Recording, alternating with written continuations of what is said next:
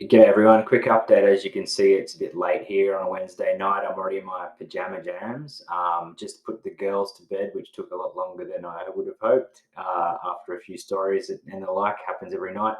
But I thought I'd just come in and give a check-in, being that today is day 14 on my consecutive days fasted.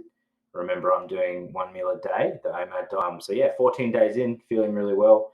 And even better, I'm having some really good results on the scales. So I'll just share my data here on screen. If anyone's interested, this is coming from the Leaone App, which is just connected to a set of smart scales that we've got. I think we got them on Amazon. I can try and find the product for you. I'll put those below as well. Really nice app that can help you track your weight and a few of the other composition related statistics. Anyway, long story short, in 14 days on my fasting protocol, I've managed to lose 5 kilograms on the button. I weighed in today at 87 kilograms, which is a kilogram and a half less than I was even, I guess, at the 10-day point. I was worried about whether or not the initial weight loss that I experienced in the first 10 days was going to be sustainable. So far, so good. It has 11 pounds in 14 days, which I think is pretty remarkable. I'm still a long way from my goals, but it's just given me that motivation to just keep this process going. One thing that I said I would do is share with you guys some of the things that I eat during my eating window. So my eating window is around 1 hour a day, pretty accurately. So then I spend 23 to 24 hours fasted. I think my average fasting time is about 22 and a half to 23 hours over those 14 days. One of the example meals I've had is salmon with steamed broccoli and cauliflower and carrot with a side of green cos lettuce leaves with a bit of dressing, and it's a low-fat dressing. So as you can see, pretty clean meal, very low in carbs, pretty high protein. I usually have after my meals some kind of snack. It might be yogurt, berries, sometimes a scoop of peanut butter. Naughty on Sunday.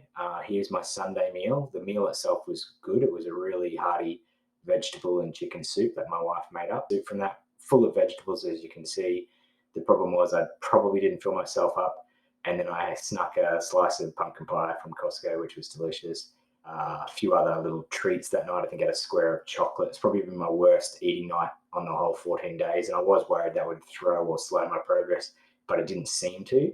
So that's great. I think it just demonstrates if you can restrict your eating window to that hour, essentially you're really restricting your calories, far less than you would usually eat, eating 3 or more meals a day, and then keeping the carbohydrates low and the protein high. I think is really helping me stay full during that eating window.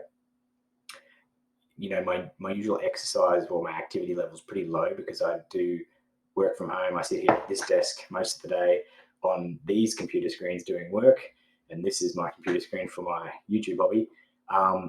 And I don't get a lot of physical activity from my work, so I take a short walk once a day, 20 minutes or so during what I call a lunch break with my dog usually.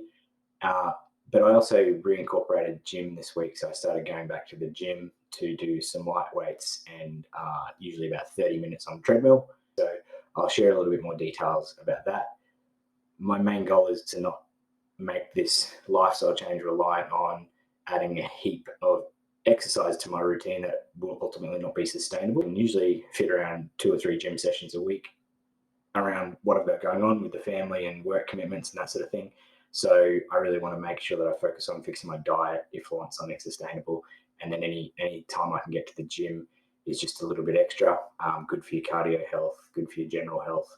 I was going to the gym pretty routinely up to about a month ago. I sprained my ankle.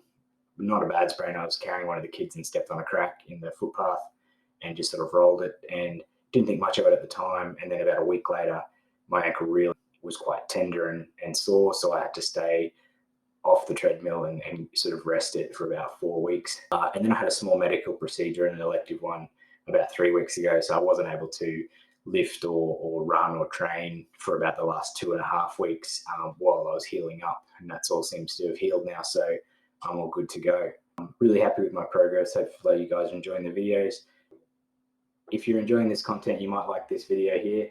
Explains where my journey started, and this video here, my 10-day check-in.